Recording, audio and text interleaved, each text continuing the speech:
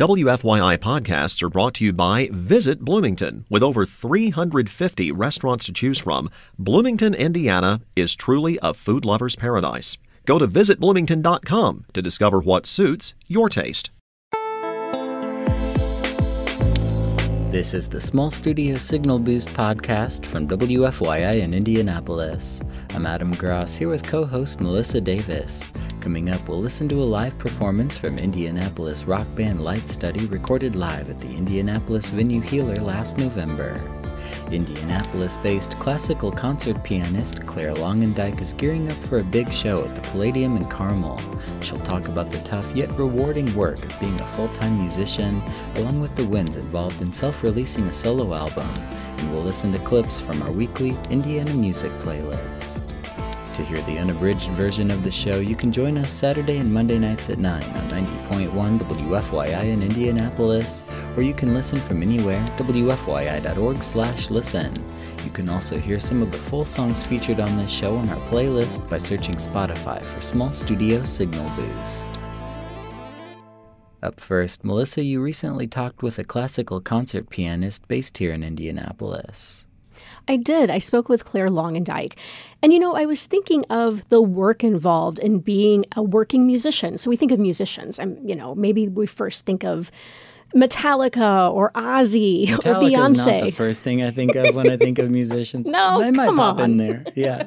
I'm thinking of, we think of the folks the sort of idol figures in music who aren't struggling financially. Absolutely, yeah. The life of a working musician is working. There's a lot of work involved. Of course, there's work involved at all levels, right? But being a working musician where you're doing all of your own stuff, you're carrying your own gear, you're releasing your own albums. I mean, Adam, how intense. I know. Yeah, it's a lot of work. It Yes. is tiring. Well, Claire and I spoke about the work involved in being a working full-time musician. And she practices, get this, 6 hours a day. Whoa. A day. So that's a full day. Yeah. Takes breaks, 30 minutes here and there, but it equals out to about 6 hours a day to keep her skills where they need to be to do this kind of work. So we're going to talk about that. We're going to talk about the work involved in this show at the Palladium and her new solo album, which is coming out in just a few weeks. Thanks for being here today, Claire. Thanks, Melissa. It's always a pleasure. And you are gearing up for a big show.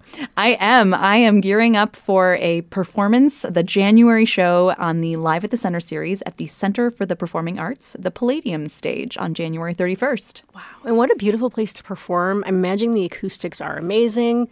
I have heard excellent concerts in the Palladium, but this will be my first time on the Palladium stage. And so it's going to be a fun experience. But, as a pianist, I'm always having to adapt to the instrument and the space that I'm working in and on. And so that's sort of the added challenge of hard music that a pianist has to play, but also adapting to the space in real time. So it'll be an adventure. Let's talk about the preparation, because we were talking a bit before we started about how intense the prep is for this big concert. Yeah. So the program is made of a small piece by Robert Schumann, who's one of my favorite composers, called Arabesque, and followed by a small set of Debussy preludes, which are important because, as we're going to talk about in a little bit, I think, I'm releasing my debut solo CD on March 1st, and that project has half of Debussy's 24 preludes on them. So I've excerpted a couple. I'll be performing 3 at the Palladium concert.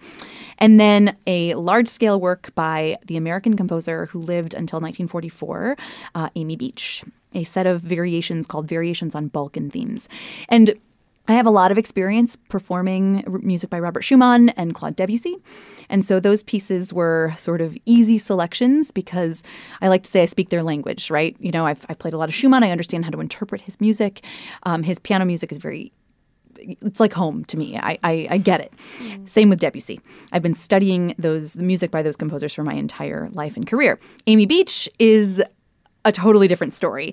This is not only the most significant, it's a 30-minute long piece on the program, but it is very virtuosic, very late romantic. It sounds a little bit like Chopin and Rachmaninoff had a baby, I would say, and sort of teases out a lot of different influences and musical styles.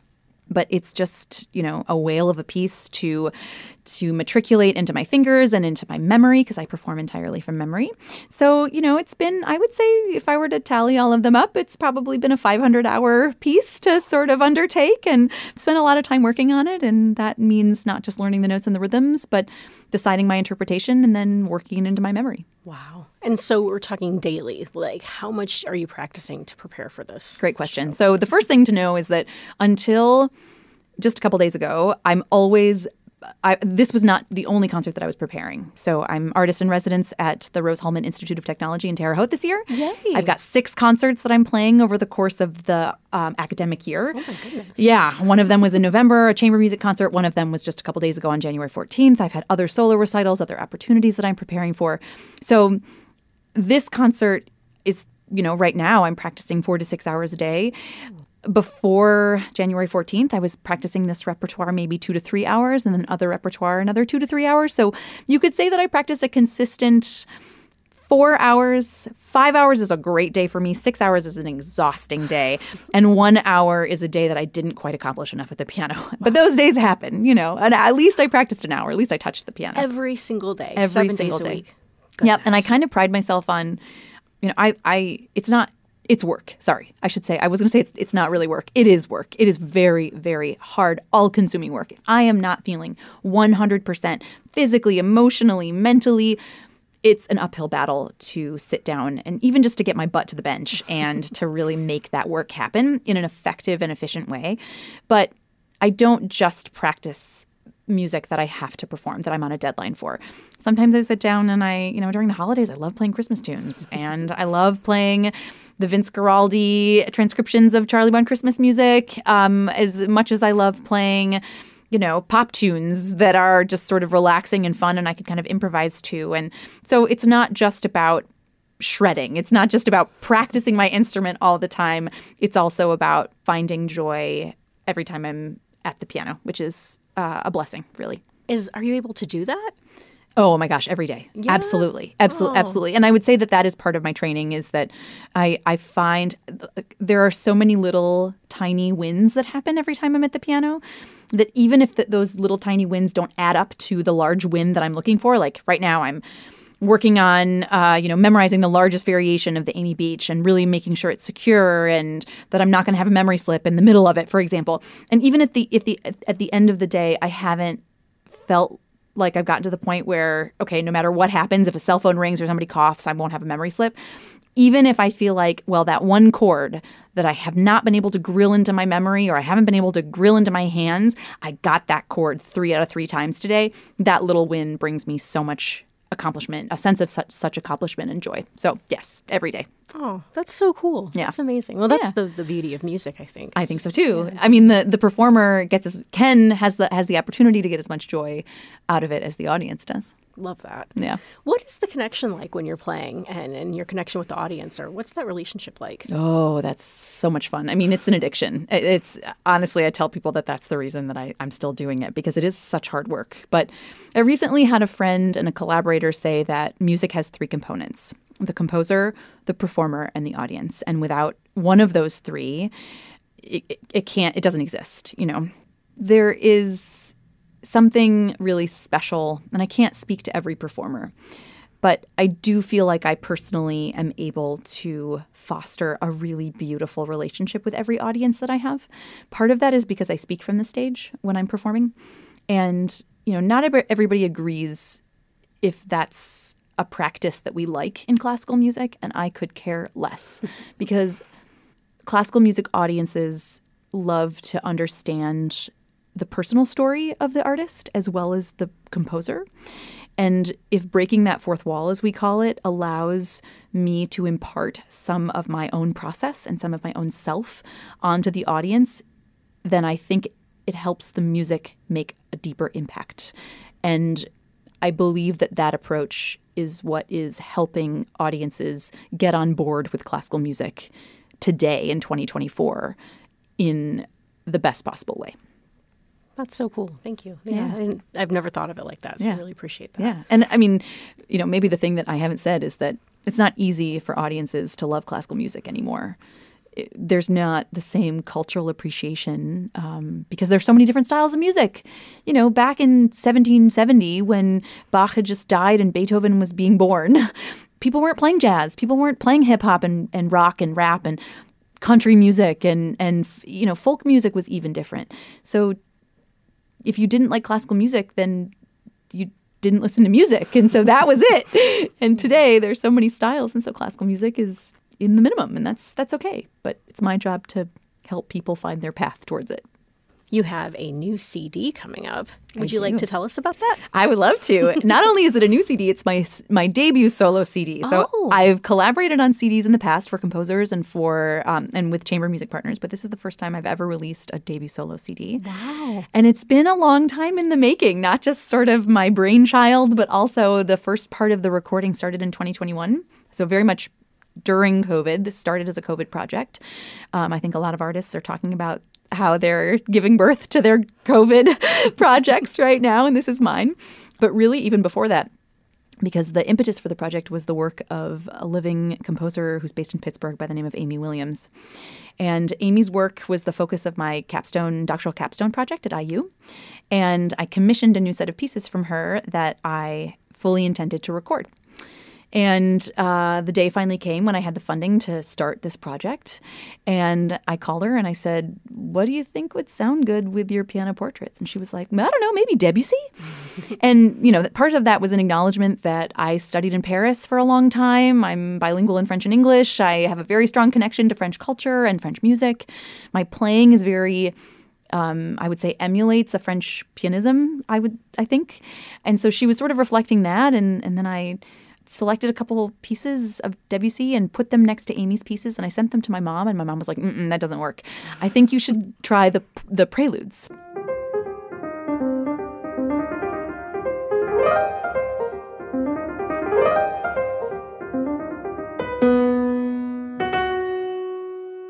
And I was like, whoa, she's so right. So thanks, Mom. And I started thinking about how I could program them in a way that has the Clare Longendyke sort of performance and curatorial stamp. And first of all, I felt like I needed a third voice to add to the project. So I brought on a piece by a colleague of mine that I went to Boston University with for undergrad by the name of Anthony R. Green. And then I commissioned him to write 2 more pieces that are postludes, response pieces to Debussy's preludes. And so now I've got 37 pieces, 20 of which are on this album, and 17 will be on the follow-up album, which is a couple years down the line still. I'm still recovering from this first CD. And the way that I made it unique and special is that rather than just having Amy Williams' pieces, Debussy's pieces, Anthony's pieces, I curated them in a way where similar musical styles are sort of grouped into smaller sets. So we alternate between Debussy, Amy Williams, Anthony R. Green. And my hope is that it inspires people to listen to Debussy's music differently and listen to Amy Williams' music differently and Anthony's music differently and compare and contrast in different ways. So what is it that brought you into this kind of music, into Debussy's music specifically? When Debussy was composing, he had a piano that was strung just like modern pianos, except that it had each note, each key, had this 4th string that did not have a damper. So when a pianist plays a key on the piano, a hammer hits a string, the strings vibrate, and then as soon as you let go of the key, the damper mutes the sound. So the sound stops immediately. It's a percussion instrument. And on Debussy's piano, this 4th string would vibrate sympathetically, we call it. And when you think about Debussy's music, it has this sort of shimmer to it. A lot of people associate that with sort of an overabundance of pedal, but really that is just the way that we today are able to create the sound of this sympathetic resonance, this shimmer that Debussy was hearing as he composed on his own instrument. And so I think there are 2 things. There's that idea of this like constant, glitter in the music and how to find that and how to emulate that and how to communicate that to a listener, but also layering. He always has 2 to 3 to 4 things happening on different musical planes, and balancing that is the major challenge. So really, I like to think I've got maybe one thing happening in the highest range, my right hand, and then something happening in the middle that's sort of between my 2 hands, and then something happening in the bass that's in my left hand. But then there's the pedal. So for me, those are sort of the 4 different areas of the piano. And Debussy is always doing unbelievable things to tell a story through his music using the full 4-dimensional, those 4 planes of the instrument and I don't think that anybody else has ever written music like that. It's so inspiring to me. Thanks, Melissa and Clare Longendyke, for that interview and music.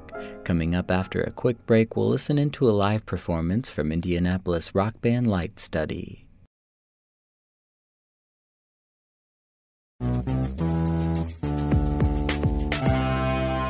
This is the Small Studio Signal Boost podcast. Indianapolis band Light Study is a local supergroup of sorts. A couple of the members have been in bands that were on the renowned Indianapolis label Joyful Noise, and the band's singer Brandon Schaff has been a frequent collaborator with the Indianapolis art troupe No Stranger. I captured a show of theirs at the Indianapolis Immersive Art Venue Healer last November, and we're going to listen to some songs from that now. It's Light Study, live from Healer, here on Small Studio Signal Boost. Oh,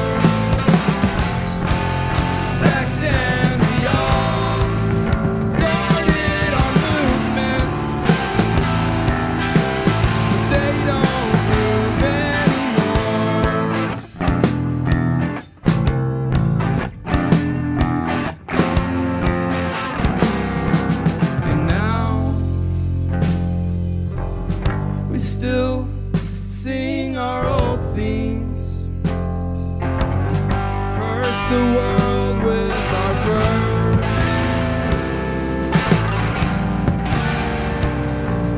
And now we still raise our old screams, feel the boom and the burst.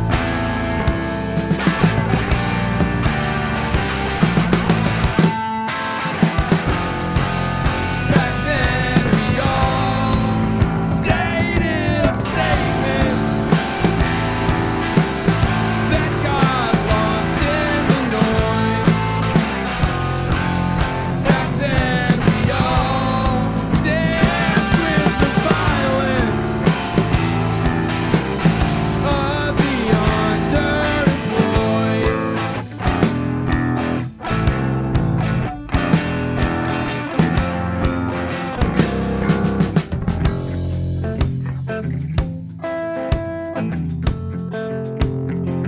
Now we swear we're not broken.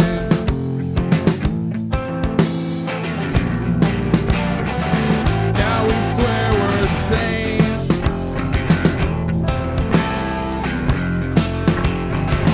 Now we swear we're not broken.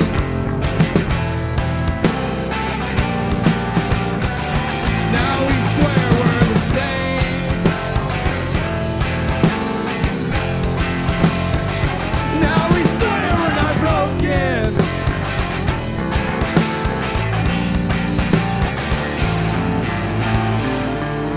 Now we swear we're the same.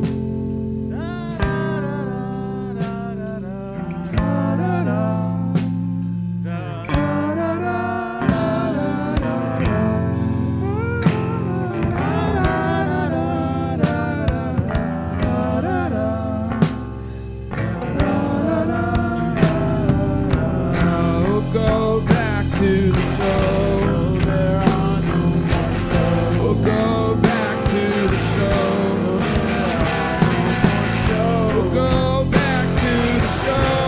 There are no more shows. We'll go back to the show. No more shows.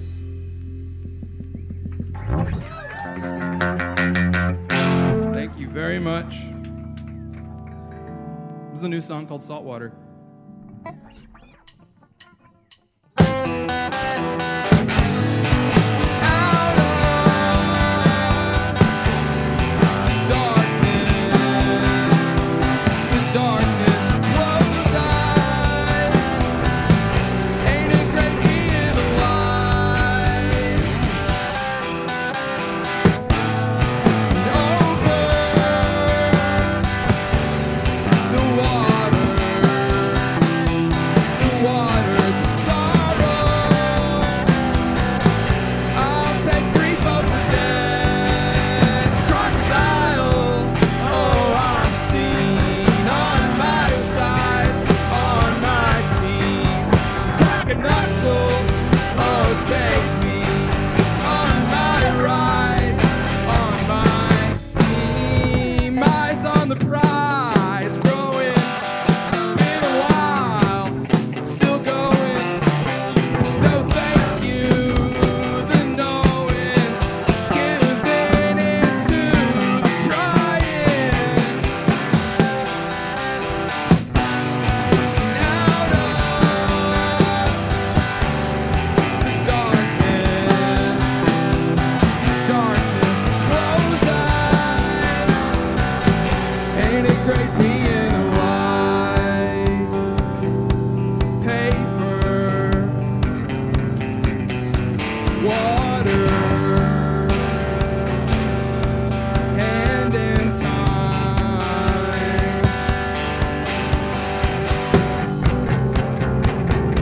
Structure,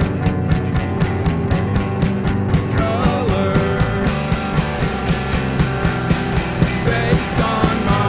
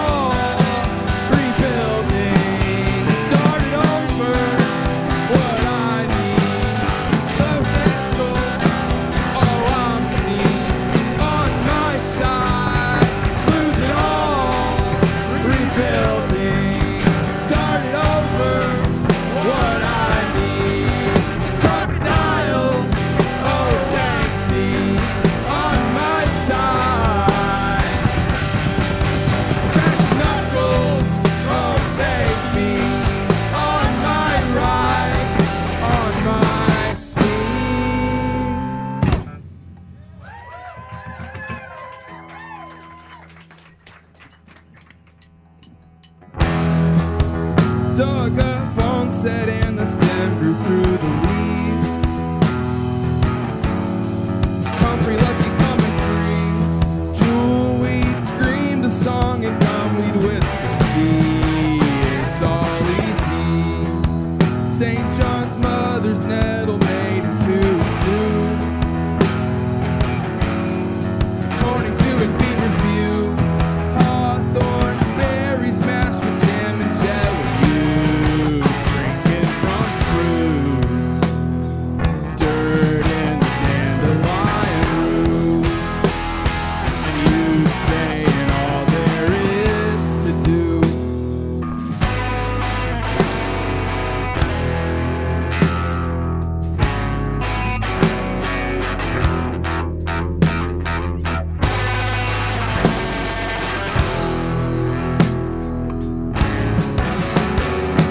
Sing out to the honeycrest clover, cottonwood, stone cap, Peppermint balm on my sternum, neck and back, open, present and slow.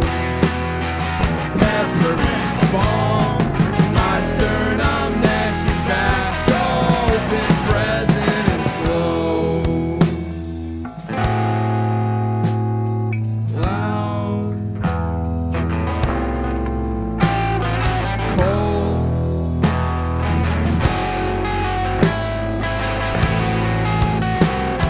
Lobelia quiet.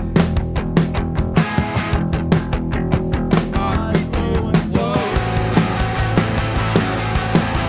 Alone and violet. Hot with juice and stone. Turn to wine now. Cottonwood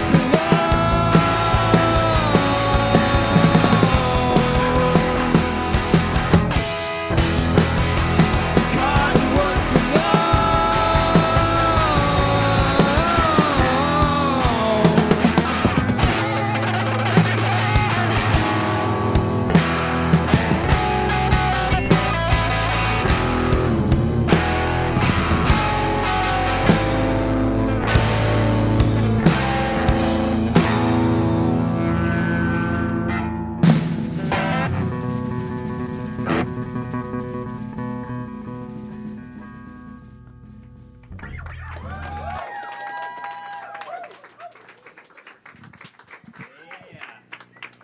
Thank you very much. Bird wrote these lyrics to the song.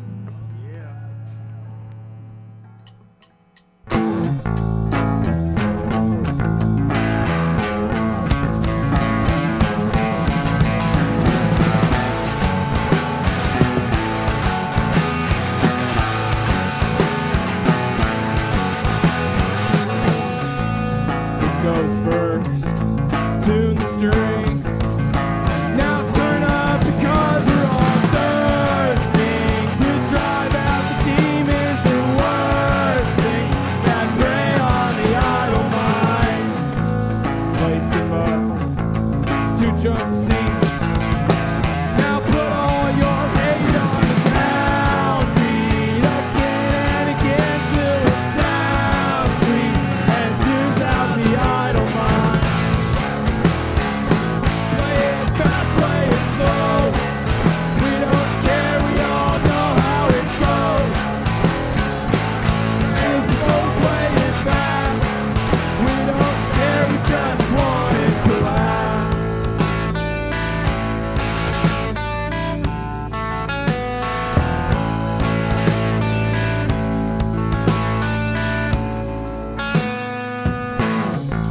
This goes next. What up, steps? Now tear through the songs on the set list. We promise that we won't forget this while losing our idle minds. Bassist died, that's okay. Load the van up and get on the highway. Put up the flyers with live dates and rewind the idle mind. Play it fast, play it slow.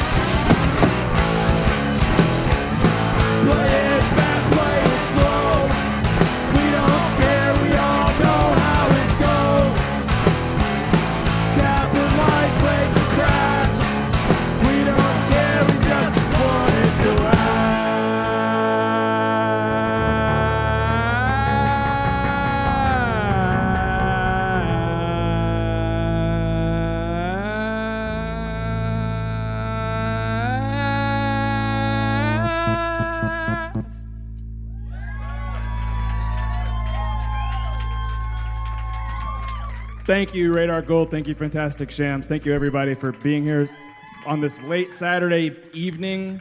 Have a beautiful night. Get a lot of sleep and have a beautiful Sunday tomorrow. Thanks, Light Study, for inviting us to record that performance. And shout out to Healer and their live sound engineer, Owen Welch, for helping us capture that audio. Now let's listen to some clips from our weekly local music playlist.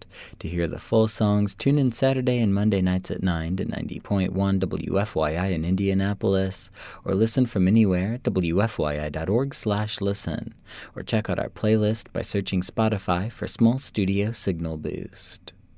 Adam, you have our first song of the night. What are we going to listen to first? Yeah, this is a new release by Bloomington band The Matriarch. It's a reimagining of a track that was on their debut LP, Welcome to the Matriarch.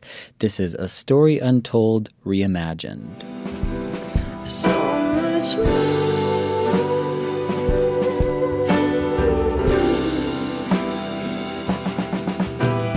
Feeling that I'll never sustain the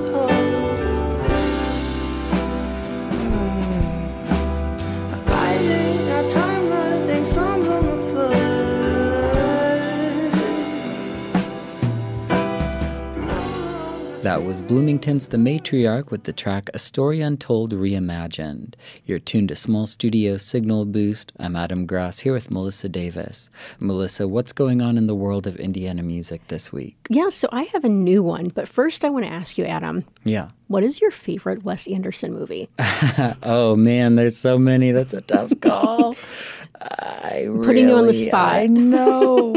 I really love his new shorts that he's done on Netflix of these Roald Dahl short stories. There's like 4, I think, up. Those are really cool. But I think of all time, probably Rushmore. It's my favorite soundtrack ever. So that's a big deal. Oh, very cool. You know, Amanda Gardier is also a fan of Wes Anderson. Oh, yeah. She's an Indianapolis-based jazz musician, a saxophonist, and she just released an album totally inspired by the films of Wes Anderson. So it's all music inspired by the films of Wes Anderson. That is so cool. It's called Auteur, and it is now available.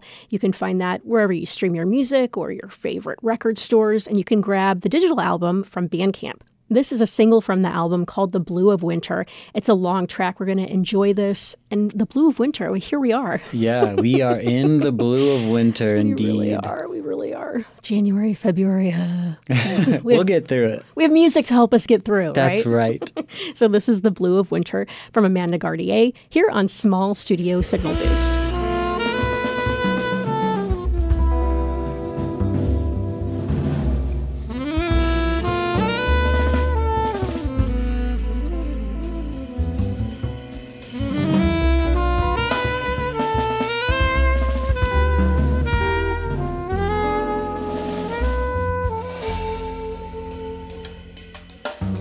That was Amanda Gardier with the new song, The Blue of Winter. You're tuned to Small Studio Signal Boost. I'm Adam Gross here with co-host Melissa Davis.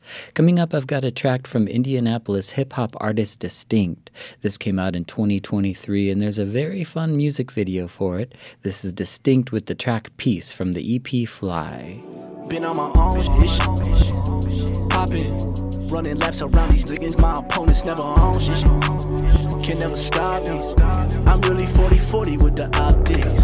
My vision in a tunnel, yeah, I'm locked in. Feel like Dan Marino, greatest looking without a ring though. Check my stilo, you know I'm never settling. Gotta stay pedaling, won't stop till the squad rocks championship lettermans. That's how it's gotta be. Bring myself peace within the melodies. Sheesh.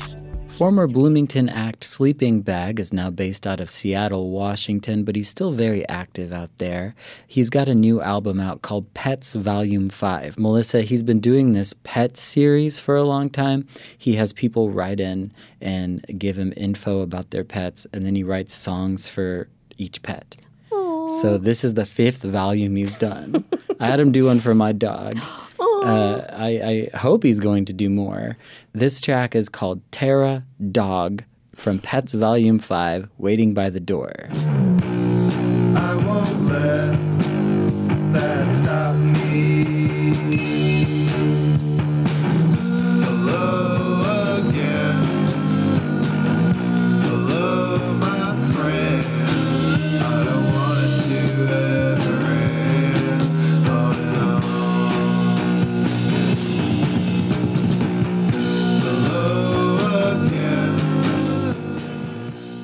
Well, what's happening in events this week? Yeah, so I have one for our friends in the greater Lafayette area. At North End Pub in Lafayette, there's Punk at the Pub happening Friday, February 9th. It'll feature Indianapolis bands Luso and Dope Sweater, Whirly Birds from West Lafayette, and Interesting Bricks from Chicago. Again, that's Friday, February 9th at North End Pub in Lafayette. We talked about this earlier in the show tonight with Clare Longendyke. You can see Clare perform live at the Palladium in Carmel Wednesday, January 31st. She'll have a limited number of new recordings available. She's a lovely artist. This is going to be a great show. Check it out. And that's the latest in Indiana music. Be sure to follow your favorite artists on social media for updates and info. This is Small Studio Signal Boost. Adam Gross and Roxana Caldwell created our show. This episode was produced by Adam Gross and me, Melissa Davis. You can check out the podcast edition of the show wherever you get your podcasts or at WFYI.org. And if you'd like to submit your music to get played on the show, just visit WFYI.org/local-frequency. And Adam, what is our last song of the night? This one's for our WBAA friends. This is West Lafayette artist Kant with If He Were Really Here. Have a great night.